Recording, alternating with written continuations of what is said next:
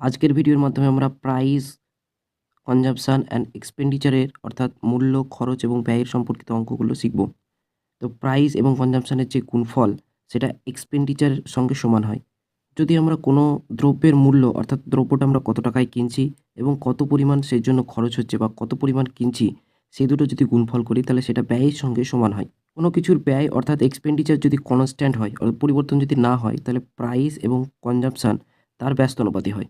তো যে মূল্য এবং খরচের ব্যস্তানুপাতির যে কনসেপ্ট সেই কনসেপ্টকে কাজে লাগিয়ে আমরা কোনো দ্রব্যের যদি ব্যয় কনস্ট্যান্ট হয় তাহলে প্রাইস এবং কনজাম্পশনের যে সম্পর্ক ব্যস্তানুপাতিক সম্পর্ককে কাজে লাগিয়ে কিভাবে আমরা অনুপাতের মাধ্যমে অঙ্ক করতে পারি, তো এই কনসেপ্ট সম্পর্কে আমরা আজকের ভিডিওর মাধ্যমে শিখব। তো চলো দেরি না করে ভিডিও স্টার্ট করা যাক। প্রথম প্রশ্নে বলে দেওয়া আছে চিনির মূল্য 20% হ্রাস পাওয়ায় সুধীর 960 টাকায় 6 কেজি চিনি বেশি পায়।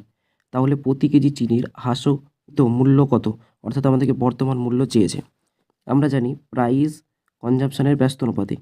এবার আমরা যদি প্রাইস দেখি, চিনির মূল্য 20% হ্রাস পায় বলে দেওয়া আছে, তাহলে 20%কে যদি আমরা ভগ্নাংশ লিখি তাহলে সেটা হয়ে যায় 1/5। তো প্রাইস যদি নিউ, এখানে নিউ যদি নিউ ইজ টু ওল্ড, যদি ওল্ড প্রাইস যদি মান 5 থাকে তাহলে এখন 1 কমে যায়, তাহলে এখন হয়ে যায় 4।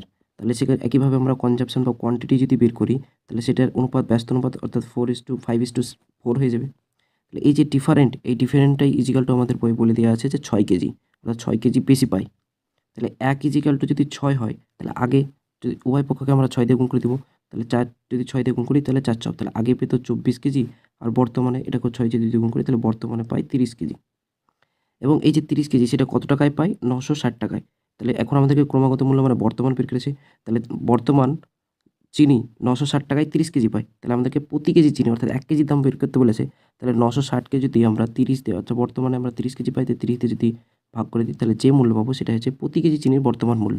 তাহলে এটা যদি আমরা কাটাকাটি করি তাহলে অ্যান্সার চলে আসবে 32। তাহলে অ্যান্সার চলে আসবে 32। তাহলে এই অনুযায়ী আমাদের অ্যান্সারে চলে আসবে অপশান সি। একইভাবে পরবর্তী কোশ্চেনে বলে দেওয়া আছে পেঁয়াজের দাম 25% বৃদ্ধি পায়। 25%কে যদি আমরা ভগ্নাংশে নিয়ে যাই সেটা হয়ে যায় 1/4। তাহলে প্রাইস আগে যদি 4 থাকতো তাহলে এখন হয়ে যায় 5। এটা হচ্ছে ওল্ড, এটা হচ্ছে নিউ। তাহলে একইভাবে যদি আমরা কোয়ান্টিটি অর্থাৎ কনজাম্পশনটা বের করি তাহলে কোয়ান্টিটি ইজিক্যাল টু এর ব্যস্ত অনুপাত হয়ে যাবে, তাহলে 5:4। এখানেও এখানেও এই ডিফারেন্ট আমরা 1 দেখতে পাচ্ছি। আর 1 ইজিক্যাল টু কত বলে দিয়েছে? 5 কেজি কম পাই। তাহলে 1 ইজিক্যাল টু যদি 5 হয় তাহলে এখন এটাকে আমরা যদি উভয় পক্ষকে 5 দিয়ে গুণ করে দেবো তাহলে এখন পাই হচ্ছে 4×5 = 20 কেজি। আর আগে পেত 5, এটাকেও 5 দিয়ে গুণ, তাহলে আগে পেত হচ্ছে 25 কেজি। আমাদেরকে বের করতে বলেছে বৃদ্ধিপ্রাপ্ত প্রতি কেজি পেঁয়াজের দাম। তাহলে পেঁয়াজ 200 টাকার কিনছে এবং বৃদ্ধিপ্রাপ্ত বলেছে মানে বর্তমান। তাহলে বর্তমানে 20 কেজি পাই। তাহলে 200 টাকায় যদি 20 কেজি পাই তাহলে 1 কেজির দাম, প্রতি কেজির দাম কত হয়ে যাবে? তাহলে 210। তাহলে প্রতি কেজির দাম হয়ে যাবে 10 টাকা পার কেজি।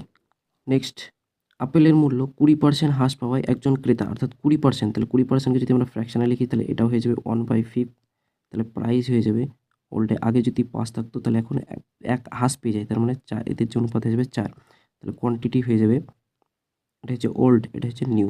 তাহলে কোয়ান্টিটি হয়ে যাবে 4:5 এবং এই ডিফারেন্টটা কত বলে দিয়েছে? 1। আর 1 ইজিক্যাল টু 1 ডজন। ডজনে অ্যান্সার বের করতে বলেছে। তাহলে 1 ইজিক্যাল টু 1 ডজন এবং বলেছে আপেলের হ্রাস মূল্য কত? হ্রাস মূল্য মানে বর্তমান। তাহলে বর্তমানে কত? 5 ডজন পাই। তাহলে 50 কেজিতে 5 ডজন পাই। তাহলে 1 ডজনের দাম কত? 50/5 ইজিক্যাল টু 10। তাহলে প্রতি কেজি ডজন আপেলের যে মূল্য সেটা হচ্ছে অপশান সি, অর্থাৎ 10। নেক্সট, চিনির দাম 20% কমে যায়। তাহলে 20%কে যদি আমরা ফ্র্যাকশনে লিখি তাহলে সেটা হয়ে যাবে 1/5 এবং প্রাইস তাহলে 5 থেকে 1 কমে যায় তাহলে হয়ে যাবে 4। তাহলে কোয়ান্টিটিটি হয়ে যাবে 4 থেকে 5। এটা হচ্ছে ওল্ড, এটা হচ্ছে নিউ। এবার বলে দেওয়া আছে এই যে এটা ডিফারেন্ট, 1 আর 1 ইজিক্যাল টু আমাদেরকে বলে দেওয়া আছে 500 গ্রাম। তাহলে 1 ইজিক্যাল টু যদি 500 গ্রাম হয় এবং চিনির প্রতি কেজি আসল দাম মানে আগেকার মূল্য বের করতে বলেছে আমাদেরকে। তাহলে 1 ইজিক্যাল টু যদি 400 গ্রাম, 500 গ্রাম যদি হয় তাহলে এটা 4, এটাকে যদি 4 দিয়ে বলি তাহলে 2 কেজি। তাহলে আমরা যে 2 কেজি চিনি পাই ক টাকায়? 36 টাকায়। 36 টাকায় 2 কেজি চিনি পেতাম আগে। তাহলে 1 কেজির দাম কত? 18 টাকা। তাহলে অপশান বি হয়ে যাবে এর উত্তর। লাস্ট প্রশ্ন হলো চিনির মূল্য 50% বেড়ে যায়। তাহলে 50%কে যদি আমরা ফ্র্যাকশনে লিখি তাহলে সেটা হয়ে যাবে 1/2। তাহলে প্রাইসটা কত হবে? 2 থেকে 1 বেড়ে যায়, তার মানে 3। এটা হয়ে গেলো ওল্ড, এটা হয়ে গেলো নিউ। তাহলে কোয়ান্টিটিটি যদি আমরা দেখি তাহলে সেটা 3:2 হয়ে যাবে। তাহলে এটা ডিফারেন্ট 1 আর 1 ইজিক্যাল টু বলে দিয়েছে 4টে ডিম।